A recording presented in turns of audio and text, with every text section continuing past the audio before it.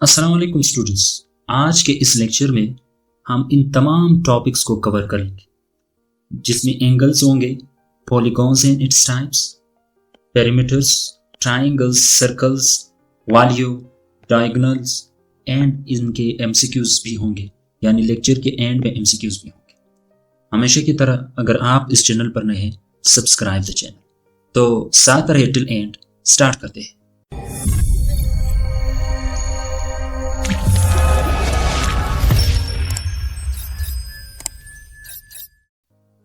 यहाँ पे आप देख सकते हैं एंगल्स क्या होते हैं। इनकी डेफिनेशन ये है कि when two lines meet at a point they form an angle. जैसे कि यहाँ पे एक्यूट एंगल वो एंगल्स हैं जिनकी डिग्री हमेशा 90 से लेस होती है।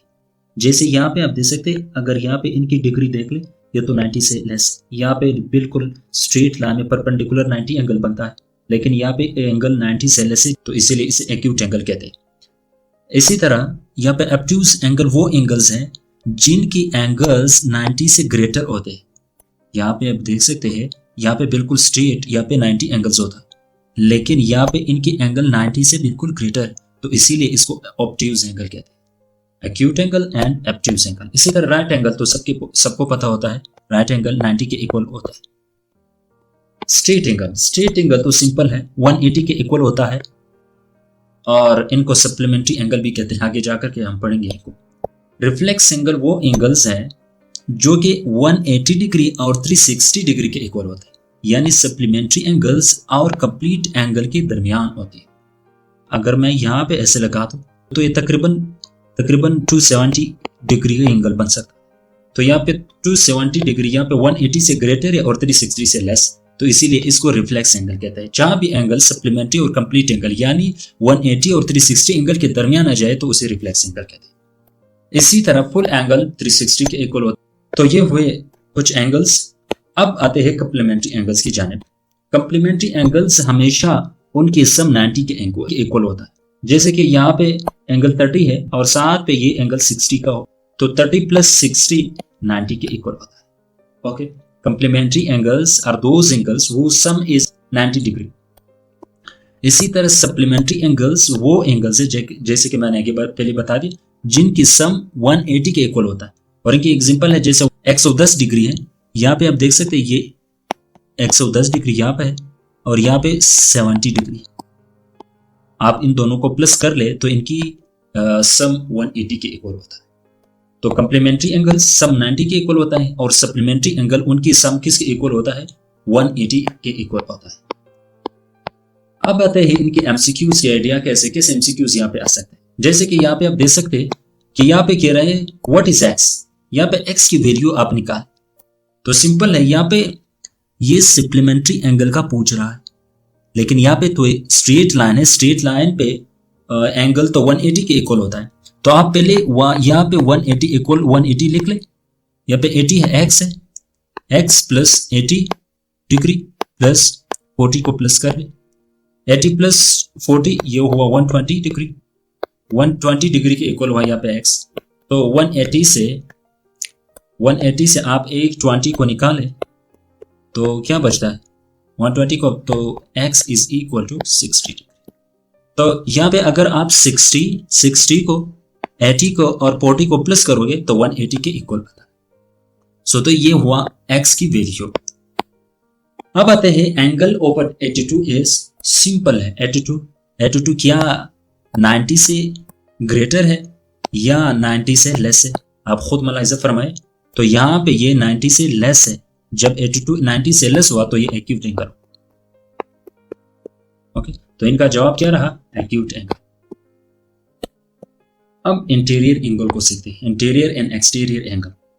यहाँ पे interior angles are formed inside a polygon. किसी भी पॉलीगॉन के अंदर के जो एंगल्स होते हैं उनको इंटीरियर एंगल कहते हैं। यहाँ पे किसी भी पॉलीगॉन के इंटीरियर एंगल की सम को निकालने के लिए आपने ये फार्मूला यूज करना होगा, लेकिन अगर ईच इंटीरियर एंगल निकालना हो तो फिर n-2 डिवाइडेड बाई n इनको यूज करना होगा। तो यहाँ पे एग्जांपल से समझते हैं। यहाँ पे हेक्सागोन दिया हो, पर हेक्सागोन जिनके 6 साइड्स होते हैं, अब इनकी सम बताए और इनकी ईच एंगल भी बताए। तो फार्मूला यूज करते हैं सम के लिए, n माइनस टू, अच्छा मैं डायरेक्ट वैल्यू लिख लेता हूँ। n की वैल्यू क्या है 6 है, माइनस 2 इंटू 180 डिग्री। 6 से 2 को निकालो 4 हुआ, 4 इंटू 180 क्या, तो इनका वैल्यू 720 आता है, 720 डिग्री। ओके, तो यहाँ पे इसका जवाब क्या हुआ 760 डिग्री। सम ऑफ हेक्सागोन क्या हुआ 760 डिग्री। लेकिन अगर इनकी ईच एंगल की बात की जाए तब कैसे निकालते, याद देख मैं निकालता हूँ। ईच एंगल क्या है, यहाँ पे 6 साइड है, फॉर्मूला ये है, मैं यूज कर लेता हूँ डायरेक्ट। यहाँ पे 6 साइड है ना, 6 माइनस 2 ओके इंटू 180 है, 180 डिग्री डिवाइडेड बाय 6। तो 6 से अगर आप 2 को निकाले तो ये 4 बचता है, 4 को अगर 180 से मल्टीप्लाई कर लिया जाए तो ये होता है 720 डिग्री डिवाइडेड बाय 720 डिग्री को 6 पर अगर आप डिवाइड कर ले, इसकी वैल्यू क्या आता है 120। तो यहाँ पे हेक्सागोन की ईच एंगल कितने हो गए 120 डिग्री। जैसे मैं यहाँ पे इस फिगर में दिखा देता हूँ, यहाँ पे आप देख सकते हैं, यहाँ पे इंटीरियर एंगल क्या है 120 डिग्री। कितने 120 एंगल्स होंगे 1 2 3 4 5 6। आप सिर्फ 120 को 6 से मल्टीप्लाई कर ले तो इनके जवाब क्या आएगा, 120 को 6 से मल्टीप्लाई कर ले तो इनका जवाब वही 720 डिग्री है। और इनकी ईच एंगल क्या हुआ, इनकी ईच एंगल यहाँ पे 120 डिग्री, यहाँ पे आप देख सकते हैं। ये तो बात हुई इंटीरियर एंगल की। यहाँ पे आप देख सकते हैं इसकी एक्सटीरियर एंगल क्या है 60 डिग्री है। ईच की बात मैं कर रहा हूँ, इनकी ओवरऑल बात नहीं कर रहा। Each exterior angle of hexagon क्या है 60 डिग्री।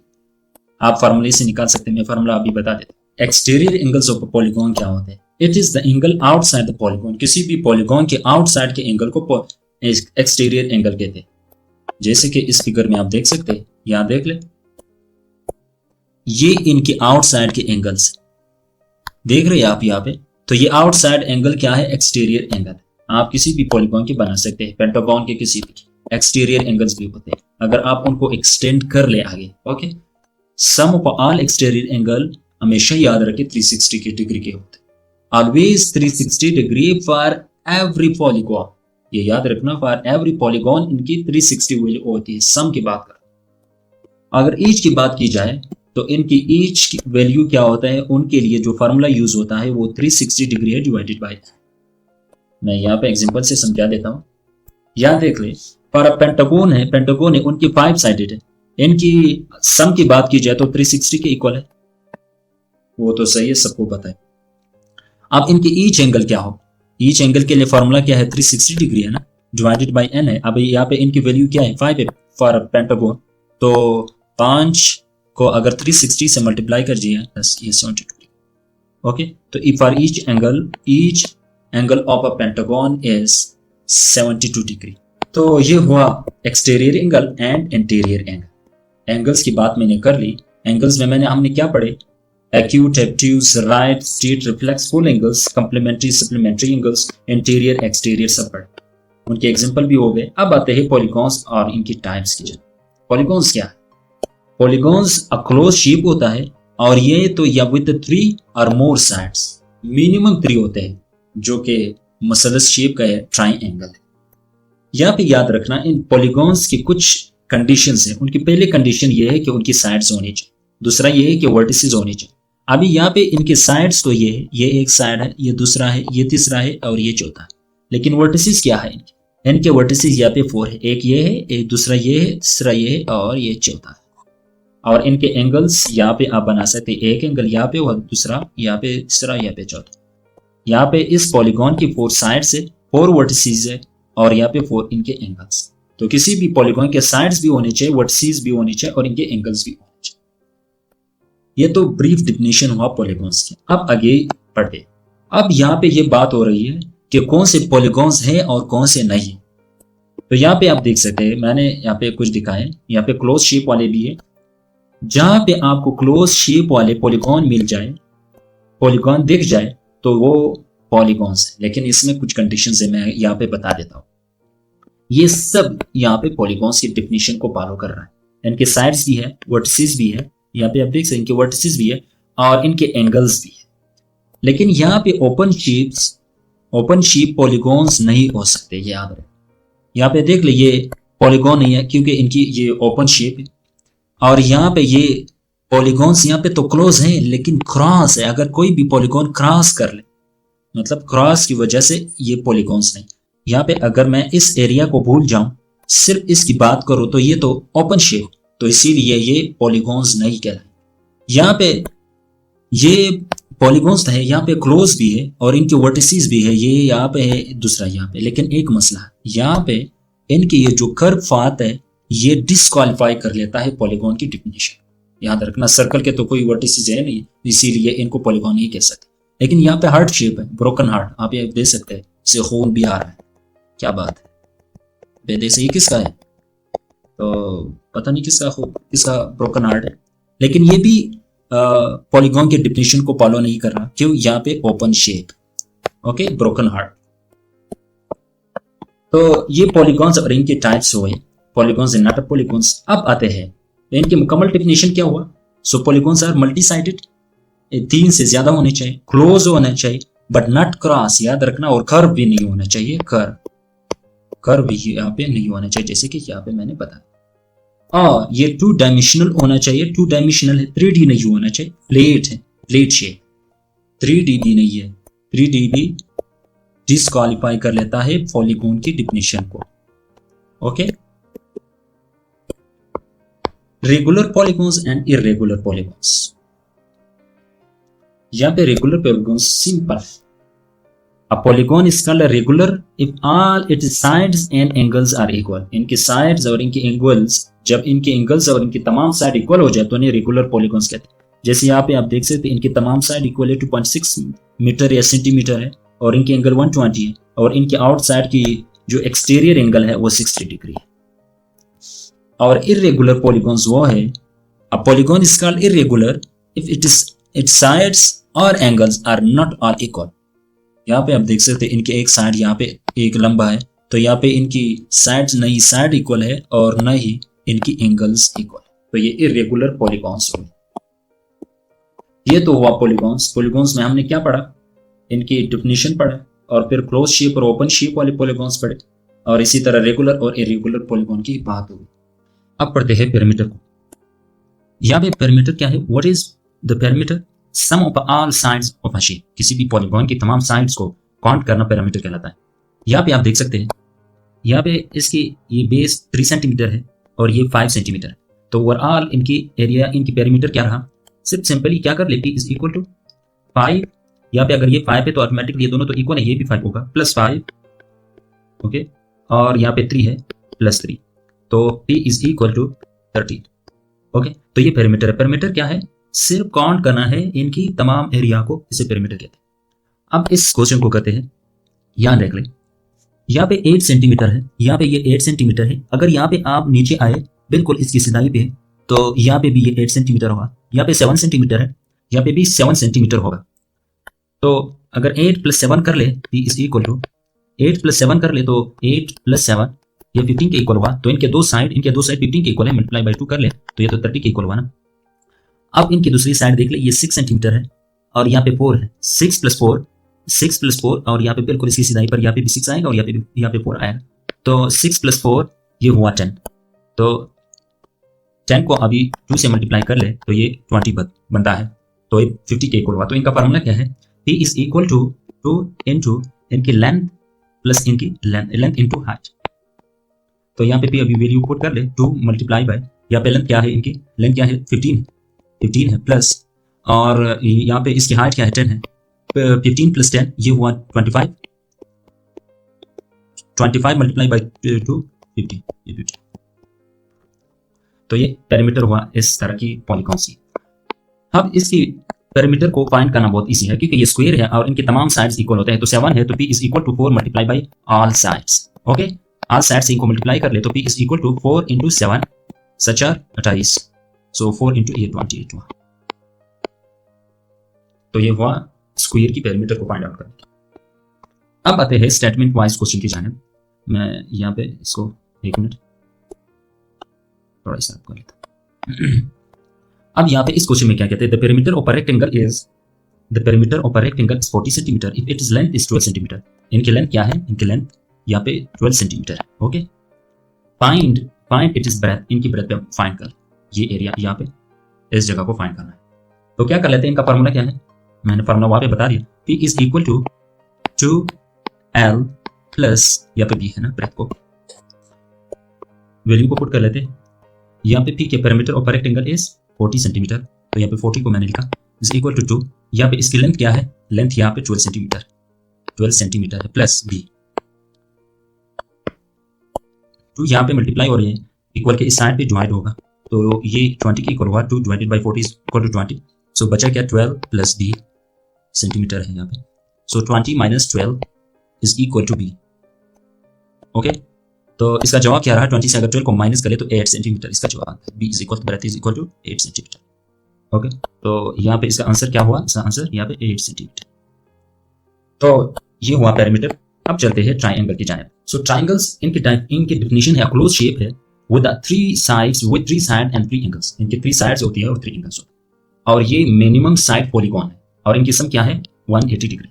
यहाँ पे इनकी साइड, इनकी तमाम साइड की जो डिग्री है अगर उनको प्लस कर लिया जाए तो वो 180 के इक्वल होता है। Polygon with the minimum sides, और ये पॉलीगॉन है विद मिनिमम साइड, और इनके थ्योरम क्या है, A plus B plus C is equal to 180 degree. अगर यहाँ पे 3 एंगल्स दिए हैं उनकी सम हमेशा 180 के इक्वल होता है। एमसीक्यू आइडिया यहाँ पे क्या बता रहे हैं, तो यहाँ पे if 2 angles are 70 degree and 60 degree, so the third angle is, so आप 70 को प्लस 60, अगर थर्ड एंगल को मैं x से जाहिर कर लेता हूँ तो इज इक्वल टू 180 डिग्री। आप इन दोनों को प्लस कर ले, 130 आए, 130 plus x is equal to 180 degree. 180 से आप 130 को माइनस कर ले तो 50%। Okay, 50 degree. तो यहाँ पे आप देख सकते हैं इनका आंसर भी 50 है। ये एमसीक्यूज है, इस तरह के एमसीक्यूज आते हैं।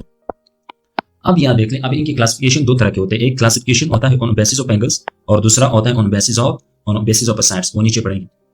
और classification on the basis of angles में आपने सिर्फ एक बात पर गौर करना है, वो क्या है, मैंने यहाँ पे नोट में लिखा है, सिर्फ आप देख लें, इन ईच मतलब किसी भी ट्राइंगल्स में 2 angles will be of acute angles. किसी भी ट्राइंगल में 2 एंगल हमेशा एक्यूट होता है, और उनके तीसरी एंगल की बुनियाद पर आप इसको आइडेंटिफाई कर सकते हैं किसी भी ट्राइंगल।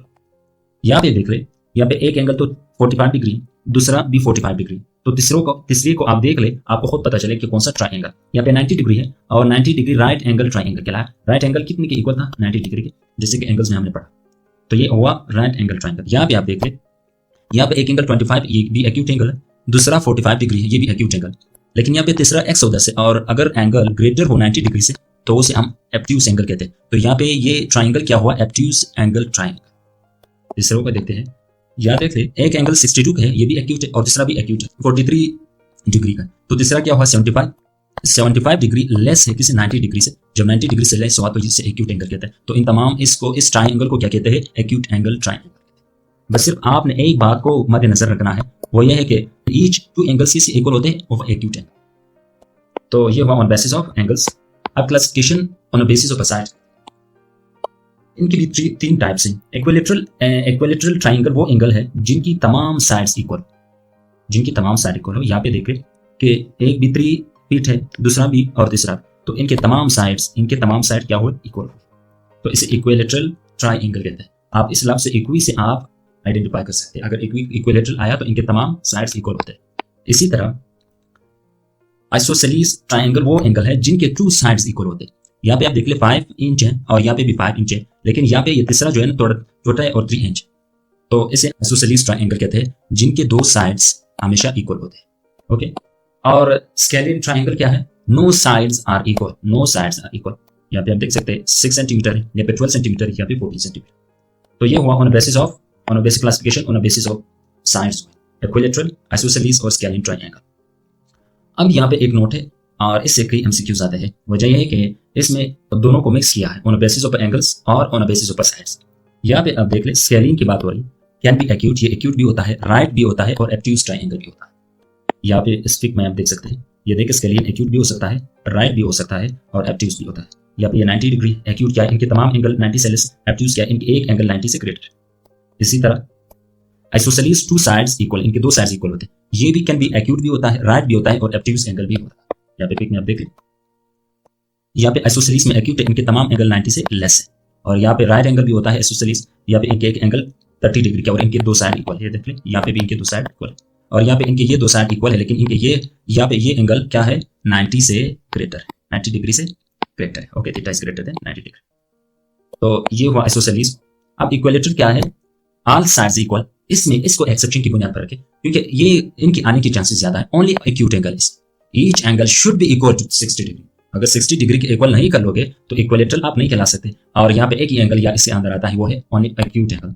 यहाँ पे आप देख सकते हैं शेप में इनकी ये एंगल ये और ये 60 के इक्वल होता है, और इनके तमाम साइड भी इक्वल है, आप देख सकते हैं।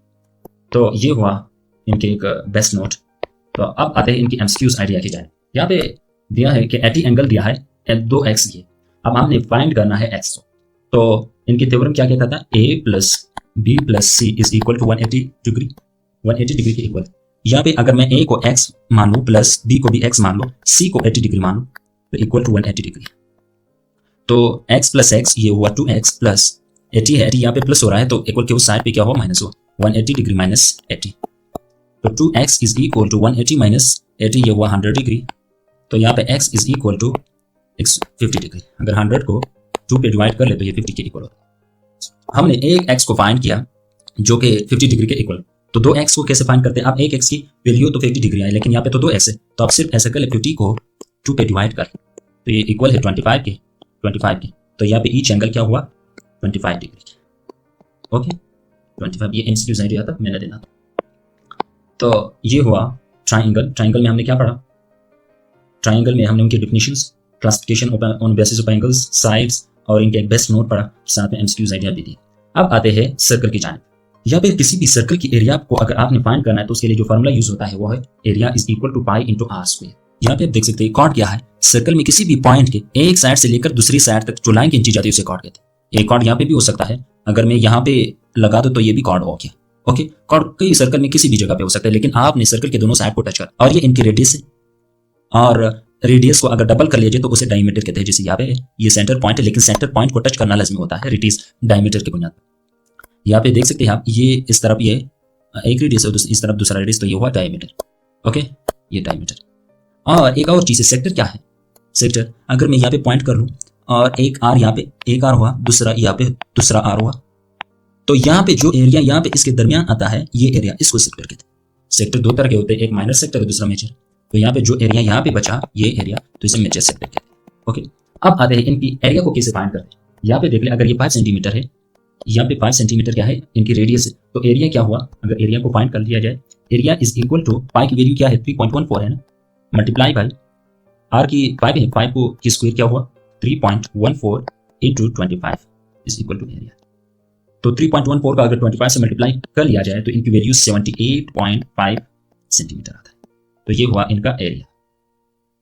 अब इनकी सरकमफेरेंस को फाइंड करते हैं, ये इनकी सरकमफेरेंस की फार्मूला है। लेकिन सरकमफेरेंस क्या है, सरकमफेरेंस सर्कल की पेरीमीटर है अगर सिंपली कहा जाए। यहाँ देख लीजिए, ये इनकी सर्कल है। अगर मैं यहाँ पे एक सर्कल बना, या देख ले, अगर यहाँ पे मैंने एक पॉइंट कर लिया, यहाँ से लेकर इनकी तमाम सर्कल की तमाम पेरीमीटर को फाइंड करना इस सरकमफेरेंस कहलाता है। लेकिन यहाँ पे दूसरे पॉइंट, वही पॉइंट को टच करना लाजिम होता है। तो सरकमफेरेंस क्या रहा, C इज इक्वल टू, इनका फार्मूला है C पाई इंटू डी। सो पाई की वैल्यू 3.14 है, इंटू डायमीटर क्या है, डायमीटर की फार्मूला क्या है, D is equal to 2R। ओके, तो 2 इंटू 5 से मल्टीप्लाई कर लेते हैं, रेडियस 5 की इक्वल। सो 3.14 को अगर यहाँ पे 2 5 10 है, 10 की इक्वल है, तो अगर 3.14 को 10 से मल्टीप्लाई कर लीजिए तो इसका वैल्यू आता है 31.4। इस सर्कमफेरेंस की वैल्यू को फाइंड करने का फार्मूला था। ओके, तो सर्कल में हमने इनकी एरिया को फाइंड किया, सर्कमफेरेंस और डायमीटर, इसी तरह कॉर्ड्स, सेक्टर वगैरह हुआ। अब वॉल्यूम क्या है, it is the space occupied inside a solid object. किसी भी 3D ऑब्जेक्ट में इज कॉल्ड इट्स वॉल्यूम। ये ऑक्यूपेशन स्पेस की किसमें, 3D ऑब्जेक्ट में। जैसे कि यहाँ पे रेक्टेंगुलर प्रिज्म है, और इनकी यूनिट क्या होती है, इनकी यूनिट याद रखना मीटर क्यूब में होती है, या सेंटीमीटर क्यूब में होती है, या इसी तरह फीट क्यूब में वगैरह वगैरह इसी तरह। ओके, तो ये इनकी यूनिट है। It tells how much space an object takes up. Okay, अब रेक्टेंगुलर प्रिज्म की वॉल्यूम को फाइंड आउट करते हैं। रेक्टेंगुलर प्रिज्म, इनकी फार्मूला इनका फार्मूला ये है कि V is equal to A into L. अब सबसे पहले इनके एरिया को फाइंड आउट करते हैं। अब यहाँ पे इनकी area is equal to base into height है। Okay, base into height. यहाँ पे इनके बेस क्या है, 4 सेंटीमीटर है और इनकी हाइट 3 सेंटीमीटर है। 3 into 4 is equal to area की, यहाँ पे रेक्टेंगुलर प्रिज्म की एरिया क्या हुई, 12 सेंटीमीटर। Okay, centimetre square. तो V is equal to 12 centimetre square into इनकी लेंथ क्या है, 10 सेंटीमीटर है, मल्टीप्लाई बाय 10 सेंटीमीटर। तो V is equal to 120 centimetre cube. Okay, तो ये हुआ एरिया रेक्टेंगुलर प्रिज्म के लिए। जो फार्मूला यूज होता है वो ये है, और ये इनकी एरिया को फाइंड आउट किया। अब ट्राइंगुलर प्रिज्म की एरिया को आप कैसे फाइंड आउट करते हैं? सबसे पहले आपने फोकस इनकी एरिया पर करना है। इनकी एरिया को कैसे फाइंड आउट करते हैं, उसके बाद उसको लेंथ से मल्टीप्लाई कर ले, डायरेक्ट उसकी जो वॉल्यूम है वो आप फाइंड आउट कर लेंगे। अब ट्राइंगुलर प्रिज्म की वॉल्यूम को कैसे फाइंड आउट करते हैं? वी अभी यहाँ पे एरिया को पहले फाइंड आउट करते हैं। A is equal to half base into height. यहाँ पे इनकी बेस 10 इंच है और इनकी हाइट 8 इंच है, तो आप इनको फाइंड आउट कर ले। तो वैल्यू पुट करते हैं 1/2, बेस यहाँ पे क्या है 10 मल्टीप्लाई बाई 8। ओके, सो 2 5 10 5 8 40। तो इनका एरिया क्या हुआ 40 इंच स्क्वायर हुआ। अब यहाँ पे V is equal to 40 inch square multiply by length यहाँ पे इनकी 50 इंच है, 50 इंच। तो आप 40 को 4 5 20। ओके, 2 और 0 लगा। तो ये एरिया, ये वॉल्यूम हुआ किस चीज की, ट्राइंगुलर प्रिज्म की। अब आते हैं सिलेंडर की एरिया को आप कैसे फाइंड आउट करते हैं? ये भी बहुत इजी है, बस सिर्फ आपने पहले फार्मूले में एरिया को फाइंड आउट करना है। यहाँ पे एरिया, इनकी एरिया को कैसे फाइंड आउट करते हैं? A is equal to pi into r square. Okay, so A is equal to, यहाँ पे पाई 3.14 है, मल्टीप्लाई बाई यहाँ पे 2 है, 2 की स्क्वेयर 4 है। ओके, तो इनका एरिया आता है 12.56। तो V is equal to 12.56 multiply by इनकी लेंथ क्या है 10 metre. Okay, V is equal to तो 125.6 मीटर क्यूब। तो ये वॉल्यूम हुई किस चीज की, सिलेंडर की। ओके, अब किसी भी स्फीयर की जोन के लिए जो फार्मूला यूज होता है वो है V। Okay, V is equal to 4/3 into pi into r cube. तो यहाँ पे V is equal to 4/3 multiply by 5 cube, value क्या है 3.14 मल्टीप्लाई बाई 2 को अगर 3 दफा मल्टीप्लाई कर ले तो ये 8 होता है। तो अब इनको मल्टीप्लाई कर ले, V is equal to 33.49 centimetre cube. Okay, centimetre cube. तो ये हुई वॉल्यूम किस चीज की, स्फीयर की। अब किसी भी कोन की, तो कोन की फार्मूला क्या है, V is equal to 1/3 into height into pi into r square. तो यहाँ पे आर स्क्वेयर की वैल्यू क्या हुई 9 है। ओके, 3 को अगर 2 मरतबा मल्टीप्लाई कर ले तो ये 9 बनती है। तो V is equal to 1/3 multiply by height इनकी क्या है 9 है, multiply by 3.14 multiply by r square है। यहाँ पे आर स्क्वेयर क्या हुई 9 9। तो V is equal to 1 multiply by 3 into 3.14 multiply by 9। V is equal to 84.78 feet cube. तो ये मैंने कोन की, स्फीयर की, सिलेंडर और ट्राइंगुलर प्रिज्म की, इसी तरह रेक्टेंगुलर प्रिज्म की मैंने वॉल्यूम को फाइंड आउट कर दिया। और यहाँ पे इनके फार्मूलाज को भी बता दिया। तो आप जरूर याद करें, और ये बहुत इंपॉर्टेंट है HEC के हवाले से और कई और कॉम्पिटिटिव एग्जाम के हवाले से। तो अब चलते हैं डायगोनल्स की जानिब। डायगोनल्स को कैसे फाइंड आउट करते हैं, डायगोनल्स क्या होते हैं? क्या लिखा है, a diagonal is a line joining, okay, two opposite, याद रखना, two opposite non adjacent corners of a polygon. It cuts shape into 2 equal triangles. ये 2 opposite corner non adjacent corner को मिलाती है। और दूसरा बात ये है कि it cuts shape into 2 equal triangles. यहाँ पे आप देख सकते हैं ये ट्रायंगल्स हुई, यानी ये एक ट्रायंगल है, ओके, और ये दूसरी। तो डायगोनल्स की डेफिनेशन में क्या बताया कि ये लाइन ज्वाइनिंग है किस चीज की, non adjacent corners of a polygon, it cuts the shape into two equal triangles. या इनके फार्मूले से आप डायगोनल्स की नंबर्स को फाइंड आउट कर सकते हैं। मैं पहले स्क्वायर की फाइंड आउट करवा देता हूँ। एन से मुराद साइड्स। ओके, तो यहाँ पे स्क्वायर में कितने साइड है, 4 साइड है। तो यहाँ पे इनके फार्मूला क्या है, d is equal to n की वैल्यू 4 है, 4 इंटू 4 माइनस 3 डिवाइडेड बाई 2। 4 से 3 को माइनस कर ले तो 4 डिवाइडेड बाई 2 आती है, यहाँ पे 1 बचता है ना, तो 2 दूनी 4, d इज इक्वल टू 2। तो इनके डायगोनल्स आप देख सकते हैं, यहाँ पे 2 है, एक यहाँ पे है, दूसरा यहाँ पे। ओके, तो ये डायगोनल्स हुई किसकी, स्पीड।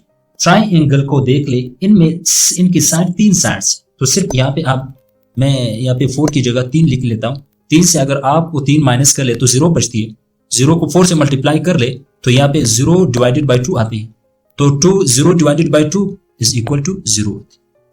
तो यहाँ पे इनकी कोई डायगोनल्स नहीं, ट्राइंगल की कोई डायगोनल्स नहीं होती। ओके, पेंटागन की फाइंड आउट करवा देता हूँ, और यहाँ पे मैं हेक्सागोन को आपके लिए एज एमसीक्यूज के तौर पर छोड़ता हूँ, तो आप जरूर इनको फाइंड आउट करें और कमेंट में बताएं कि इनके कितने डायगोनल्स होते हैं।